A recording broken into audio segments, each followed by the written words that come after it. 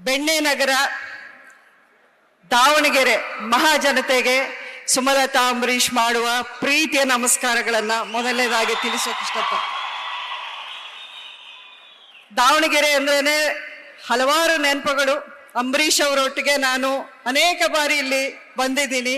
ನಿಮ್ಮೆಲ್ಲರ ಪ್ರೀತಿಯನ್ನ ನಾನು ಪ್ರತ್ಯಕ್ಷವಾಗಿ ನೋಡಿರೋ ಸಂದರ್ಭಗಳು ಹಲವಾರು ನನ್ನ ನೆನಪಲ್ಲಿ ಇನ್ನೂ ಇದೆ. ಅಂಬರೀಶ್ ಅವ್ರಿಗೆ ತುಂಬಾ ಫೇವರೆಟ್ ಊಟ ಅಂದ್ರೆ ದಾವಣಗೆರೆ ಬೆಣ್ಣೆ ದೋಸೆನೆ. ಬೆಂಗಳೂರಿಂದಾನು ತರಿಸ್ಕೊಂಡು ಅವ್ರು ಊಟ ಮಾಡೋರು. ಇವತ್ತಿನ ದಿನ ಒಂದು ವಿಷಯ ನಾನು ನಿಮ್ಮಲ್ಲಿ ಹಂಚ್ಕೋಬೇಕು ಅನ್ನಿಸ್ತಾ ಇದೆ. ನಾನು 5 ವರ್ಷಗಳ ಹಿಂದೆ ಮಂಡ್ಯ ಲೋಕಸಭಾ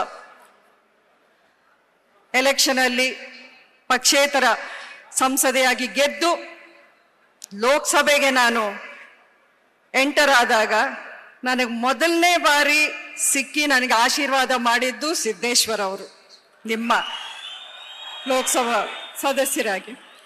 ಅವ್ರು ನನಗೆ ಒಂದೇ ಮಾತನ್ನು ಹೇಳಿದ್ರು, ನಾವೆಲ್ಲರೂ ಒಟ್ಟಿಗೆ ಎಲೆಕ್ಷನ್ ಗೆದ್ದು ಬಂದ್ವಿ, ಎಲೆಕ್ಷನ್ ರಿಸಲ್ಟ್ ಇನ್ನೇನು ಬಂತು, ಮನೆಗೆ ನಾನು ಖುಷಿ ಖುಷಿಯಾಗಿ ಈ ರೀತಿ ನಾನು ಗೆದ್ದಿದ್ದೀನಿ ಅಂತ ಹೋಗೋ ಒಂದು ವಿಚಾರದ ಬಗ್ಗೆ ಮನೆಯವರಿಗೆ ಹೇಳಬೇಕು ಅಂತ ನಾನು ಹೋದ ಸಂದರ್ಭದಲ್ಲಿ ನನ್ನ ಶ್ರೀಮತಿಯವರು ತುಂಬಾ ಒಂದು ಕುತೂಹಲದಿಂದ ಬಂದ್ರು ಹೊರಗಡೆಗೆ. ಏನಾಯ್ತು ಅಂದ್ರೆ ನಾನು ಗೆದ್ದೆ ಅಂತ ನಾನು ಹೇಳಿದೆ. ಅಯ್ಯೋ ನಿಮ್ದಲ್ಲ ರೀ, ಸುಮಲತಾ ಅವ್ರ ಎಲೆಕ್ಷನ್ ಏನಾಯ್ತು ಅಂತ ಹೇಳ್ರಿ ಅಂತ ಕೇಳಿದ್ರು. ಸೊ ಈ ವಿಷಯ ನನಗೆ ಇನ್ನೂ ಚೆನ್ನಾಗಿ ಜ್ಞಾಪಕ ಇದೆ. ನಿಮ್ಮ ಪ್ರೀತಿಗೆ ನಿಜಕ್ಕೂ ನಿಮ್ಮ ಅಭಿಮಾನಕ್ಕೆ ನಾನು ಮಾತುಗಳೇ ಇಲ್ಲ. ಅದೇ ರೀತಿ ಇವತ್ತಿನ ದಿನ ಮತ್ತೆ ನಮ್ಮ ಮುಂದೆ ಇರೋದು ಪ್ರಜಾಪ್ರಭುತ್ವದ ಅತಿ ದೊಡ್ಡ ಸಂಭ್ರಮ ಅಂತ ಹೇಳಲಿಕ್ಕೆ ಇಷ್ಟಪಡ್ತೀನಿ. ಲೋಕಸಭಾ ಚುನಾವಣೆ ಅಂದ ಕೂಡಲೇ ನಮ್ಮ ಮುಂದೆ ಹಲವಾರು ಆಯ್ಕೆಗಳು, ಹಲವಾರು ವಾಗ್ದಾನಗಳು, ಏನೇನೋ ಹೇಳಿಕೆಗಳು, ಇವೆಲ್ಲ ನಮ್ಮ ಮುಂದೆ ನಾವು ಪ್ರತಿದಿನ ಮಾಧ್ಯಮಗಳಲ್ಲೋ ಅಥವಾ ಪ್ರತ್ಯಕ್ಷವಾಗಿಯೋ ನಾವು ಕೇಳ್ತಾ ಇದ್ದೀವಿ, ನೋಡ್ತಾ ಇದ್ದೀವಿ. ಆದರೆ ನಿಮ್ಮಲ್ಲಿ ನಾನು ಕೇಳ್ಕೊಡೋದು, ಪ್ರಜ್ಞಾವಂತ ಮತದಾರರಾಗಿ ನೀವು ಈ ಒಂದು ಚುನಾವಣೆಯ ವಿಚಾರಕ್ಕೆ ಬಂದಾಗ ತುಂಬಾ ಆಳವಾಗಿ ನೀವು ಯೋಚಿಸಿ ನಿಮ್ಮ ಅಮೂಲ್ಯವಾದ ಮತವನ್ನ ನೀಡಬೇಕಾಗಿದೆ. ನೀವೇ ನಿಮ್ಮ ಮುಂದೆ ಇರೋ ಆಯ್ಕೆಗಳನ್ನ ಪರಿಶೀಲನೆ ಮಾಡಿ, ಯಾರು ಏನು ಹೇಳ್ತಾ ಇದ್ದಾರೆ, ಯಾರು ಏನು ಮಾಡ್ತಾ ಇದ್ದಾರೆ ಅದನ್ನು ನೀವು ಗಮನಿಸಬೇಕಾಗಿದೆ. ಒಂದು ಕಡೆ ನಿಮಗೆ ಹಲವಾರು ಗ್ಯಾರಂಟಿಗಳು ನಿಜ, ಅದು ಮೇಲ್ನೋಟಕ್ಕೆ ಸಿಹಿಯಾಗಿ ಕಾಣುತ್ತೆ, ಇಲ್ಲ ಅಂತ ನಾನು ಹೇಳ್ತಾ ಇಲ್ಲ. ಆದರೆ ಇವತ್ತಿನ ದಿನ ತಾತ್ಕಾಲಿಕವಾಗಿ ನೀವು ಅದನ್ನ ನೋಡಿ ಮರುಳಾದ್ರೆ ನಾಳೆ ದಿನ ಶಾಶ್ವತವಾದ ನಮ್ಮ ಭವಿಷ್ಯಕ್ಕೆ ಅದು ನಷ್ಟ ಆಗುತ್ತೆ ಅಂತ ನಾನು ನಿಮ್ಮಲ್ಲಿ ಹೇಳಕ್ ಇಷ್ಟಪಡ್ತೀನಿ. ನರೇಂದ್ರ ಮೋದಿ ಅವರು ಇವತ್ತು ಇಡೀ ಜಗತ್ತೇ ವಿಶ್ವಗುರು ಅಂತ ಅವ್ರನ್ನ ಕರೀತಾ ಇದೆ ಅಂದ್ರೆ ಅದಕ್ಕೊಂದು ಅರ್ಥ ಇದೆ, ಅದಕ್ಕೊಂದು ಕಾರಣಗಳಿವೆ. ಈ ಕಳೆದ 10 ವರ್ಷಗಳಲ್ಲಿ ನಮ್ಮ ದೇಶ ಕಂಡಂತ ಅಭಿವೃದ್ಧಿ ಇರ್ಬೋದು, ಪ್ರಗತಿ ಇರ್ಬೋದು, ಎಲ್ಲ ಅವರ ಕನಸು. ಅಷ್ಟೇ ಅಲ್ಲ, ಇನ್ನು ಮುಂದೆ ಅವ್ರಿಗೆ ಇರೋವಂಥ ಕನಸು ಬರೀ ಒಂದು 5 ವರ್ಷ 10 ವರ್ಷಗಳಿಗಲ್ಲ, 2047ಕ್ಕೆ ನಮ್ಮ ಭಾರತ ದೇಶವನ್ನ ಇಡೀ ಜಗತ್ತಲ್ಲೇ ನಂಬರ್ 1 ದೇಶವನ್ನಾಗಿ ಮಾಡಬೇಕು ಅನ್ನುವಂತ ಸಂಕಲ್ಪ ಅವರದಾಗಿದೆ.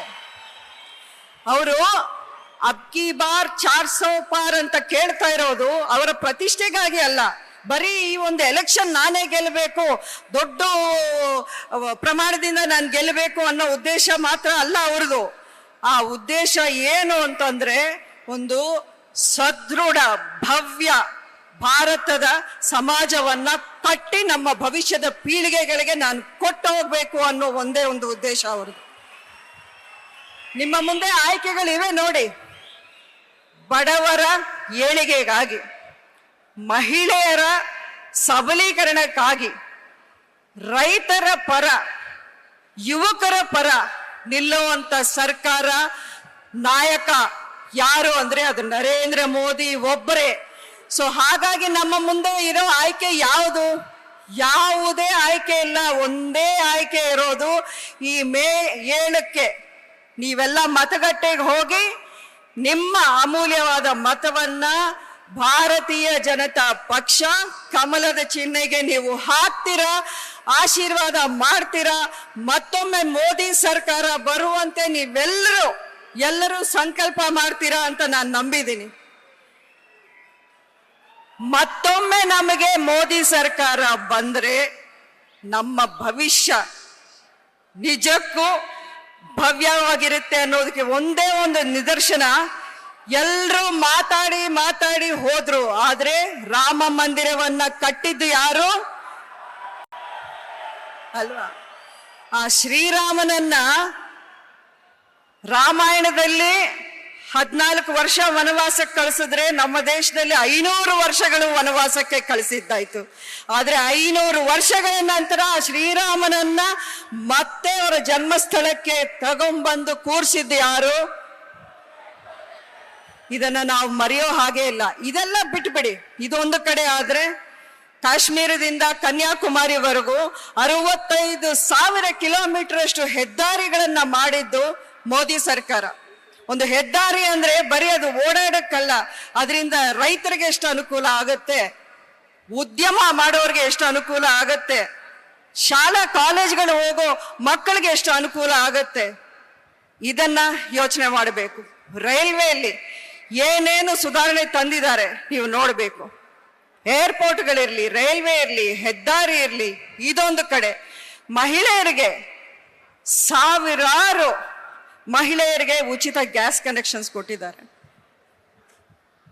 ಮನೆಗಳು ಬಡವರ ಏಳಿಗೆ ಅಂತ ಇಟ್ಕೊಂಡು ಪ್ರಧಾನಮಂತ್ರಿ ಆವಾಸ್ ಯೋಜನಾ ಈ ಒಂದು ಸ್ಕೀಮ್ ಅಲ್ಲಿ ಕೋಟ್ಯಾಂತರ ಬಡವರಿಗೆ ಮನೆಗಳನ್ನ ಕಟ್ಟಿಕೊಟ್ಟು ಪುಣ್ಯಾತ್ ಮಾಡಿದ್ದಾರೆ.